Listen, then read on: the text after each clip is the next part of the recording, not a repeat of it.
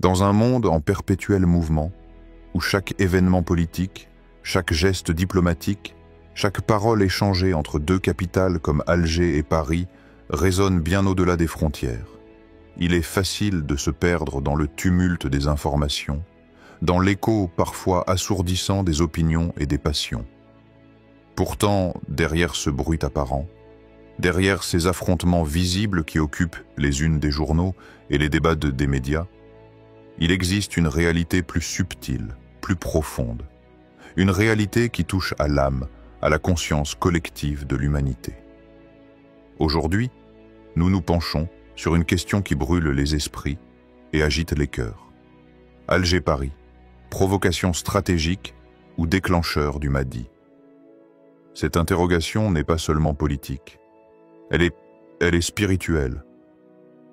Elle est un appel à regarder au-delà des apparences, à sonder le sens caché des événements qui secouent ces deux pôles d'influence, mais qui résonnent aussi comme un miroir de nos propres luttes intérieures. Qu'entend-on par provocation stratégique? Ce sont ces gestes calculés, ces paroles parfois violentes qui cherchent à diviser, à renforcer un camp contre un autre, à manipuler l'opinion pour asseoir un pouvoir. Dans ce contexte, Alger et Paris ne seraient que des pièces d'un jeu d'échecs politique où chaque mouvement est mu par des intérêts immédiats, par des calculs de puissance et d'influence. Mais ce jeu, aussi visible soit-il, n'est-il pas aussi un théâtre pour une autre dimension, plus vaste, plus ancienne, plus profonde? Car l'autre hypothèse que nous voulons explorer avec vous est celle d'un déclencheur du Mahdi. Dans la tradition islamique, le Mahdi est celui qui viendra dans un temps d'épreuve, de chaos et d'injustice pour rétablir la paix, la justice et la miséricorde sur terre. Il est une lumière dans les ténèbres, un guide spirituel qui appelle à l'unité des âmes, bien au-delà des divisions visibles. Et si ces tensions, ce tumulte apparent entre Alger et Paris, étaient en réalité un signe, un éveil, un appel à cette transformation profonde? Au-delà des simples événements géopolitiques, ce sont des signes, des symboles qui parlent à notre inconscient collectif. Ils nous invitent à questionner non seulement ce qui se passe dehors, mais aussi ce qui se joue dedans, dans le silence de nos cœurs et de nos consciences. Imaginez un instant que chaque conflit, chaque crise, chaque provocation soit comme un coup de tonnerre dans un ciel orageux. Ce tonnerre fait peur, il trouble, il dérange, mais il est aussi porteur d'une énergie nouvelle. Cette énergie peut détruire, mais elle peut aussi fertiliser, ouvrir la voie à une aube nouvelle. Le tumulte d'Alger-Paris, vu sous cet angle, peut devenir une invitation à se réveiller, à se purifier, à dépasser les rancunes et les divisions. Ce chemin est exigeant. Il demande de la patience, du discernement et une foi profonde. Comme le disait une grande figure spirituelle, ce n'est pas dans la force brutale que réside la vraie victoire, mais dans la lumière que l'on allume au cœur des ténèbres. Cette lumière, c'est celle que chacun de nous est appelé à cultiver. Alors, au fil de cette vidéo, nous allons explorer ensemble ces deux pistes. Nous allons sonder les raisons politiques et stratégiques de cette tension, mais aussi plonger dans ses dimensions spirituelles. Nous verrons que derrière chaque provocation peut se cacher un appel à l'éveil. Et nous nous demanderons avec humilité et ouverture, quelle place tient cette épreuve dans notre propre parcours, dans notre propre quête de paix intérieure et de justice?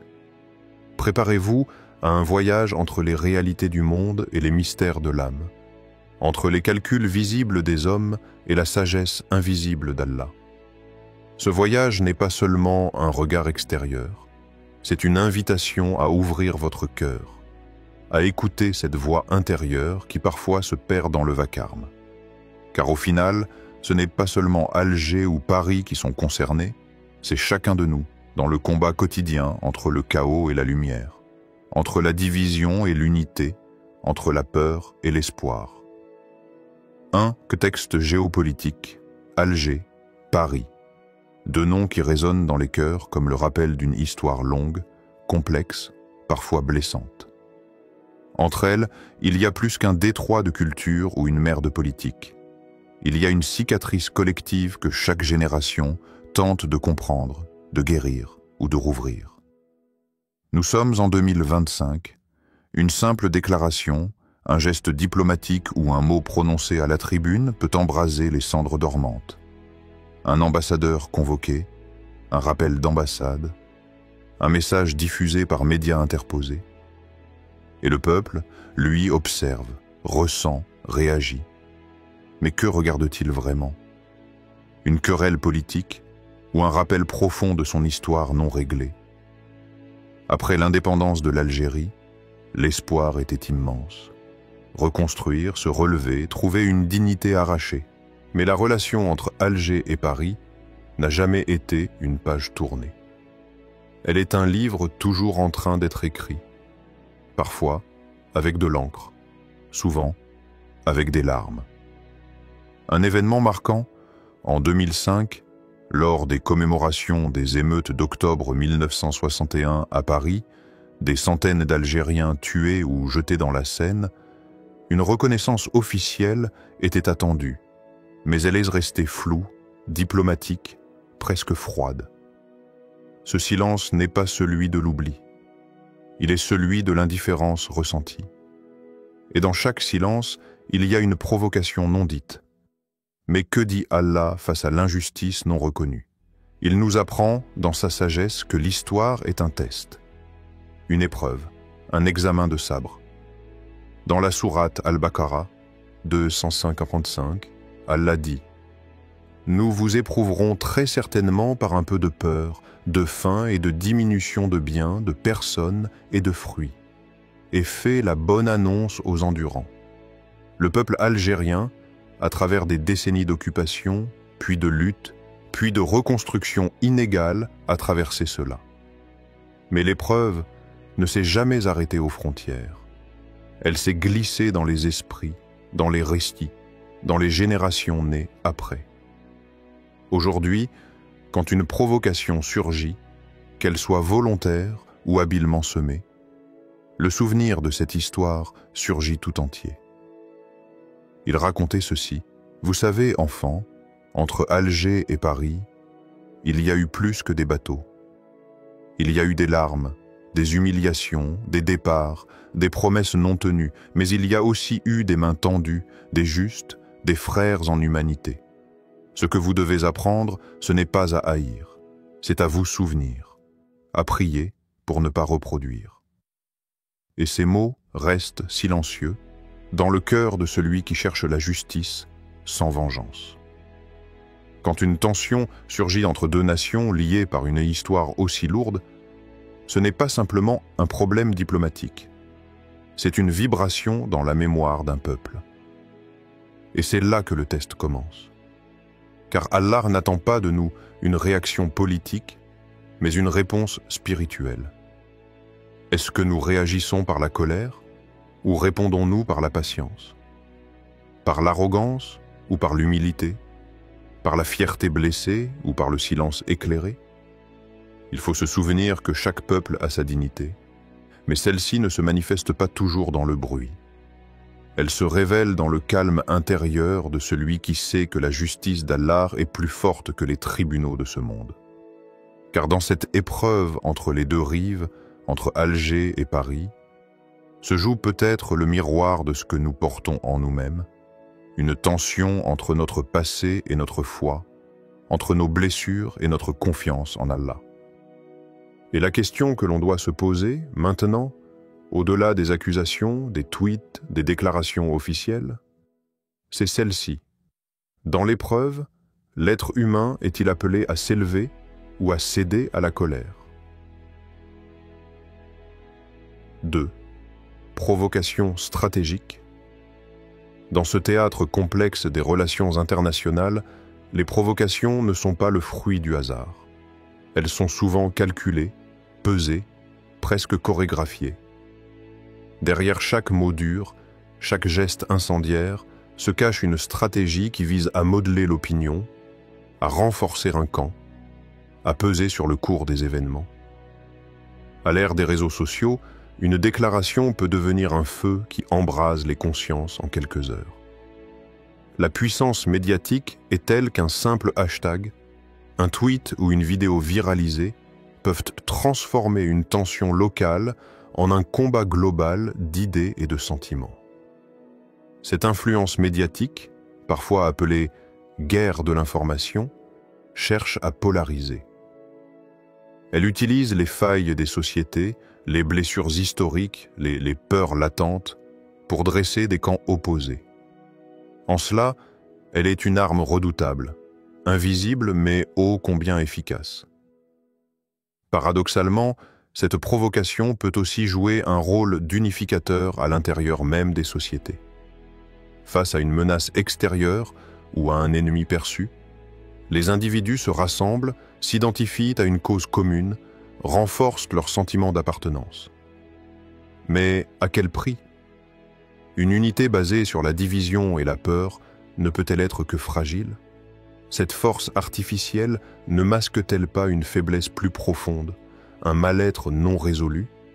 Pour comprendre l'essence d'une stratégie qui divise, il est éclairant de se tourner vers l'histoire et les figures qui, face à l'adversité et à l'hostilité, ont su répondre autrement. Prenons l'exemple de Safiya bint Huyay, épouse du prophète Mohammed, paix soit sur lui. Issue d'une tribu juive opposée à l'islam, elle fut capturée dans un contexte conflictuel. Pourtant, loin de céder à la haine ou à la rancune, Safiya fit preuve d'une patience remarquable. Sa sagesse et son humilité transformèrent une situation d'hostilité en une prise de conscience profonde. Elle incarne ce paradoxe puissant. Dans un environnement marqué par la division et la provocation, la patience et la lumière intérieure peuvent faire éclore la paix. Sa transformation personnelle, de captive à épouse du messager, illustre que l'intention divine peut surpasser les plans humains, même les plus sombres. Face à cela, il est légitime de s'interroger. Une stratégie qui joue sur les divisions, qui exacerbe les tensions au nom d'un intérêt ou d'un pouvoir temporaire, est-elle vraiment compatible avec les principes que prônait le prophète, paix soit sur lui? Ce dernier enseignait la justice, la miséricorde et la paix, même envers ceux qui semblaient être ses adversaires. Il invitait à ne pas répondre à la haine par la haine, mais par la sagesse et la patience. Alors, quand nous observons ces manœuvres géopolitiques, ces provocations en cascade, il nous revient de nous demander: est-ce que le pouvoir, l'influence médiatique et le renforcement d'un camp valent le prix de la division durable? Ou est-ce une illusion passagère qui nourrira davantage le feu du ressentiment? Cette question est pour vous, pour nous tous. Une stratégie qui divise au nom du pouvoir est-elle compatible avec les principes du prophète? Paix soit sur lui. 3. Déclencheur du Mahdi, dans les profondeurs du temps et des âmes, au cœur des mystères que seule la foi peut effleurer, l'islam nous parle d'un éveil, d'un souffle nouveau qui viendra balayer l'obscurité pour faire place à la lumière. Ce souffle, c'est celui de l'imam al-Mahdi, celui qui, selon la tradition, viendra rétablir la justice et la miséricorde sur la terre. Ce n'est pas simplement une figure guerrière, mais un guide spirituel, un phare pour les cœurs perdus dans la tempête de ce monde troublé. Aujourd'hui, lorsque l'on évoque Alger-Paris, on ne parle plus seulement de tensions politiques ou d'anciennes rancunes. Ce duo symbolise un chaos plus vaste, un tumulte mondial qui semble annoncer, selon certains, un moment de bascule. Un moment où les peuples pourraient être appelés à dépasser leurs divisions, à retrouver une unité spirituelle profonde. Au cœur de cette vision, un cheikh soufi nous rappelle avec ses paroles anciennes que le vrai tournant pour l'humanité ne viendra pas de la violence, mais d'une élévation collective des consciences. Il a prédit que dans les temps les plus sombres, la lumière ne se manifesterait pas dans les armes, mais dans la purification des cœurs. Un jour, ce cheikh dit à ses disciples, « Lorsque le tumulte atteindra son paroxysme, ne cherchez pas le conquérant au sabre. Cherchez celui dont le cœur est illuminé, car c'est sa lumière qui fera reculer les ténèbres. » Cette parole, simple mais puissante, invite à une réflexion profonde. Face aux divisions, face aux provocations, face au chaos, quel est le véritable chemin vers la paix et la justice?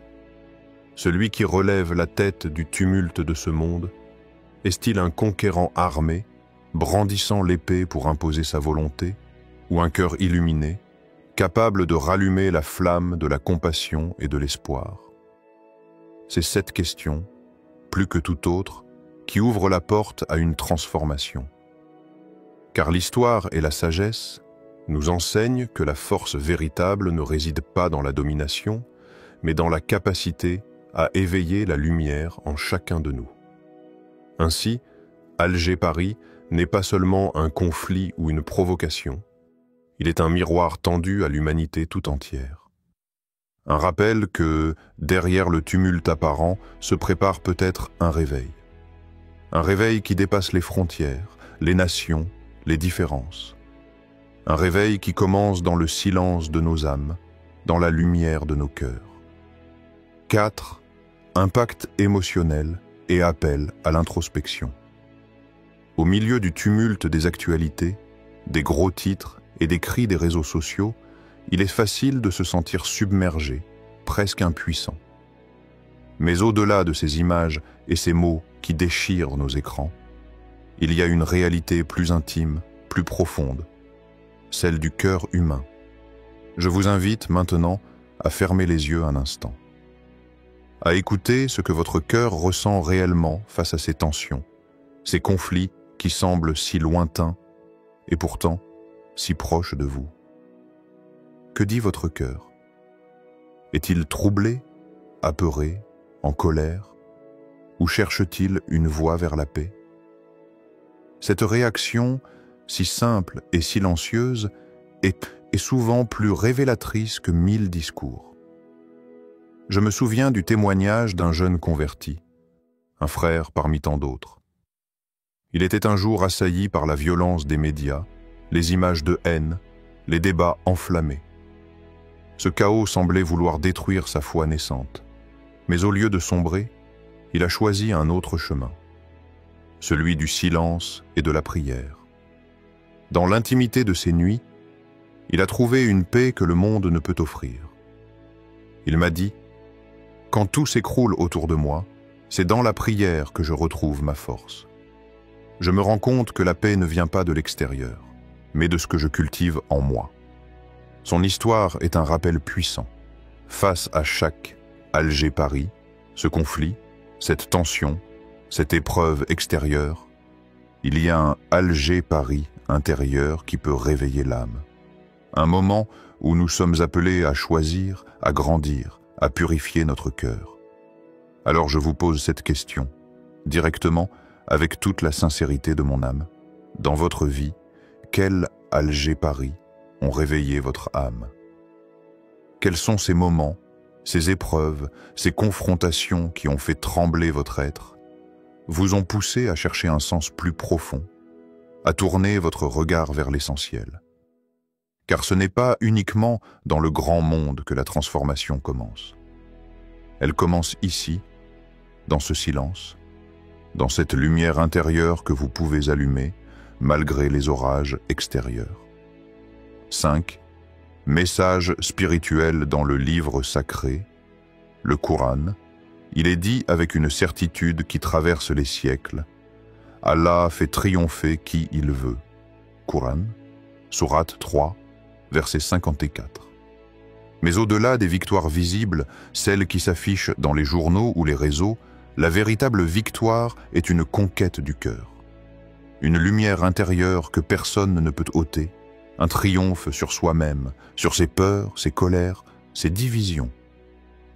Le prophète, paix soit sur lui, nous a enseigné que Le croyant ne doit pas détester les gens. Il nous invite à dépasser la rancune, à ouvrir la porte de la miséricorde, même envers ceux qui nous blessent. C'est un chemin exigeant, mais c'est celui de la paix véritable. Dans les moments de tension, lorsque le monde semble s'effondrer autour de nous, il existe un dialogue profond, invisible, entre le cœur et l'amour d'Allah. Al-Hubulillah. Ce dialogue est un refuge, un havre de paix. Il ne cherche pas à nier les conflits extérieurs, mais à cultiver en soi cette paix indestructible, cette confiance que rien ne peut éteindre la lumière divine.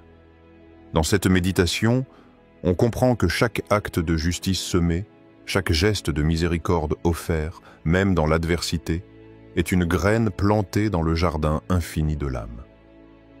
Et alors je vous interroge humblement, profondément. Que pouvez-vous faire aujourd'hui pour semer justice et miséricorde autour de vous, même dans l'adversité? Car c'est dans cette réponse, dans cet engagement personnel que réside la force du changement, la promesse d'un renouveau spirituel, d'une victoire réelle et durable. Alors que nous approchons de la fin de ce cheminement, il est temps de se poser, de prendre un souffle et de regarder à nouveau ces tensions, ces provocations, ce tumulte entre Alger et Paris, avec un regard renouvelé, plus profond, plus spirituel. Oui, ces événements sont réels. Ils affectent des millions de vies. Ils bouleversent des destins. Mais ils ne sont pas que cela. Ils sont aussi des reflets, des miroirs tendus vers nos âmes, vers nos cœurs. Ils nous rappellent que la véritable bataille ne se joue pas uniquement sur les places publiques ou les tribunes politiques, mais dans le silence de chacun, dans le combat intérieur que nous menons tous. Dans le Coran, il est dit « Allah fait triompher qui il veut » Sourate 3, verset 54. Cette victoire n'est pas toujours celle que nous imaginons. Elle n'est pas forcément spectaculaire, ni immédiate. Elle est avant tout intérieure. C'est la victoire sur nos peurs, nos colères, nos divisions. C'est la conquête de la paix et de la miséricorde au plus profond de nous-mêmes. Le prophète, paix soit sur lui, nous a enseigné que le croyant ne doit pas détester les gens. Ce rappel, simple en apparence, est en réalité d'une portée immense. Il nous invite à dépasser la haine, à ouvrir une brèche dans le mur des rancunes, à semer la paix même dans les cœurs les plus blessés. C'est là que commence la véritable révolution, non pas par les armes, mais par l'amour, la patience et la sagesse. Nous avons vu ensemble que chaque conflit, chaque Alger-Paris, est aussi une invitation à un dialogue intérieur, un dialogue al-Hubulillah, l'amour d'Allah. Dans ces moments de tension, lorsque tout semble s'effondrer, ce dialogue peut devenir un refuge, une source de force inépuisable. Il nous rappelle que même dans la tempête, la lumière divine est présente, prête à nous guider. Alors, la grande question que je vous laisse, à vous qui avez suivi ce voyage, est la suivante. Que pouvez-vous faire aujourd'hui, ici et maintenant, pour semer justice et miséricorde autour de vous, même au milieu des épreuves? Car la réponse à cette question est plus puissante que n'importe quelle stratégie politique. Elle est le début d'un changement réel, d'une transformation profonde qui commence dans le cœur de chacun. Chaque acte de bonté, chaque geste de pardon, chaque moment de paix que vous offrez, même à ceux qui vous blessent, est une graine plantée dans le jardin infini de l'âme humaine. Et ces graines, nourries par la foi et la patience, sont capables de faire fleurir un monde nouveau. N'oublions jamais que l'histoire de l'humanité est aussi celle de ces réveils spirituels, ces tournants invisibles qui transforment la conscience collective. Peut-être sommes-nous à l'aube d'un tel moment, où le tumulte d'Alger et de Paris devient l'étincelle d'un renouveau. Que cette réflexion vous accompagne, vous inspire, vous donne la force d'aller au-delà des divisions apparentes et d'allumer dans votre vie et dans le monde la lumière de la justice et de la miséricorde. Qu'Allah éclaire nos chemins et nous guide vers la paix véritable.